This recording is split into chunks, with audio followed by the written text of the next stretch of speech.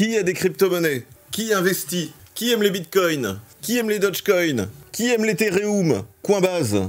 Binance? Moi, en tout cas, moi j'ai des cryptos. Un bitcoin coûte 40 000 $ si je me trompe pas. Non, non, tu te trompes pas, c'est exactement ça. Un peu moins de 40 000 €. Qui paye en bitcoin, soyons honnêtes. Mec, Nestor, souviens-toi, à l'époque où les bitcoins commençaient à pulluler un petit peu, il y a un mec qui tenait une pizzeria, qui a accepté de se faire payer en bitcoin il y a quelques années, qu'à l'époque les bitcoins ne valaient pas encore grand chose, ça valait que 1 $ ou quoi. Donc quelqu'un lui a demandé est-ce que vous acceptez que je vous paye en bitcoin, il a dit ok, et il s'est fait payer en bitcoin. Aujourd'hui le mec est multimillionnaire. Grâce à ça. Alors qu'à l'époque, ça ne lui rapportait rien. Donc, l'info aujourd'hui, nous avons un hacker qui dérobe plus de 600 millions de $ de crypto pour le fun et rend une partie de l'argent. Pourquoi? Qu'est-ce qui lui a pris? Alors récemment, plus de 600 millions de $ de crypto-monnaies du service Polynetwork ont été dérobés par un hacker qui a décidé de rendre une partie de l'argent. Seulement une partie, hein. Il s'en est gardé un petit peu, pour se garder un petit peu de mérite. Le 10 août, une terrible nouvelle pour tous les adeptes de la crypto-monnaie et en particulier aux possesseurs du token Polynetwork est tombée avec le hack de plus de 600 millions de $. Nous sommes navrés de vous annoncer que Polynetwork a été attaqué sur les blockchains de Binance, Ethereum et Polygon. Les actifs volés ont été transférés au portefeuille du hacker, révèlent les créateurs de Polynetwork via leur compte Twitter.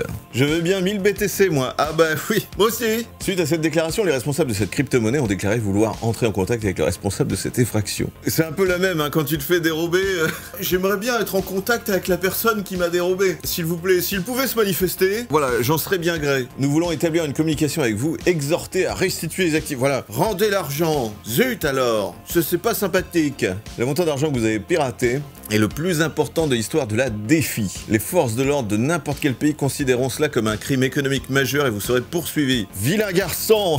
Il est très imprudent pour vous d'effectuer d'autres transactions. L'argent que vous avez volé provient de dizaines de milliers de membres de la communauté cryptographique. Vous devriez nous contacter pour trouver une solution. En vous remerciant, mes salutations distinguées respectueusement. Donc voilà, ça c'est le tweet original, donc c'est ce qu'on a lu. Et contre toute attente, le hacker a décidé de répondre à cette requête, alors qu'il aurait pu fermer sa gueule, c'est un hacker, le mec, s'il a réussi à hacker, il peut carrément effacer sa trace. Un hack pour le fun. Le mystérieux auteur de ce hack qui se fait appeler Monsieur White Hat, le chapeau blanc, a décidé de créer un site dédié à cette immense affaire dans lequel il a retranscrit tous les échanges entre lui et Polynetwork. J'aurais pu faire un hack à 1 milliard si j'avais bougé les shitcoins.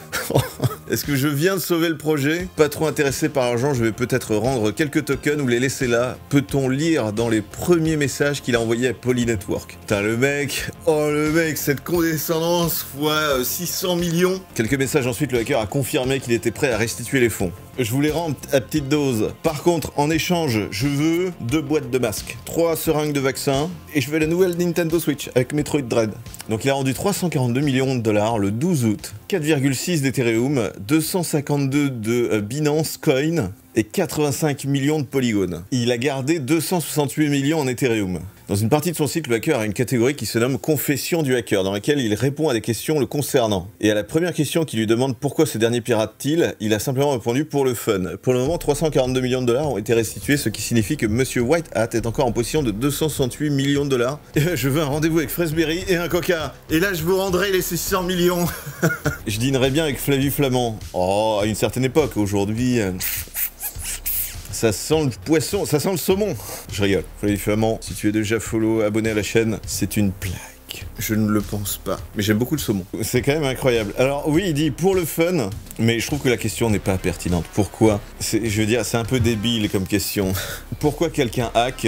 C'est déjà pour tester ses compétences, se challenger. Vous allez me dire, qu'est-ce que t'en sais? T'es qu'un con. Ben oui, je sais bien que je suis un con. Effectivement, j'ai eu des potes qui sont des pirates et qui se sont fait embaucher par des banques et qui gagnent du coup très très bien leur vie. Et de cette manière, ils peuvent hacker légalement et en se faisant bien payer. Et en fait, leur but aussi quelque part, c'est de pouvoir trouver du boulot. C'est leur meilleur CV qu'ils puissent avoir. C'est-à-dire qu'un mec qui hack comme ça 600 millions de $ au machin truc, derrière il a du boulot assuré.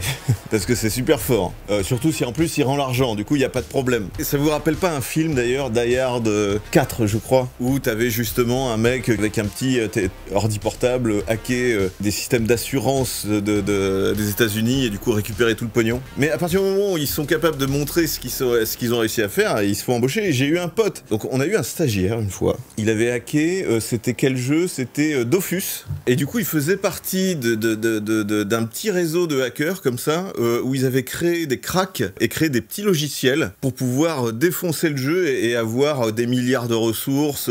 Et du coup, il s'est fait ban par Ankama ou je sais pas quoi. Et il avait voulu se faire embaucher par Ankama.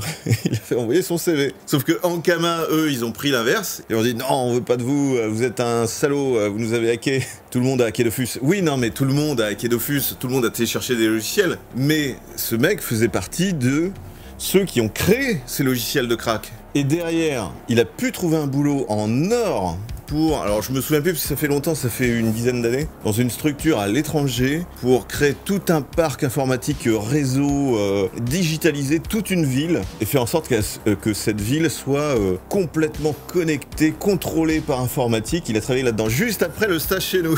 Et donc j'avais aussi un autre pote qui travaillait dans une banque et qui pareil était un hacker extrêmement fort et son travail c'était de défoncer les sécurités de la banque. Et en fait il est pas embauché dans cette banque directement. En fait, il est embauché dans une boîte qui a plein de hackers mandatés par la banque par plusieurs banques pour tester leur système de sécurité. Et il me disait, toutes les semaines, on défonce leur système de sécurité. C'est trop facile, le système bancaire à défoncer. Et ça fait peur.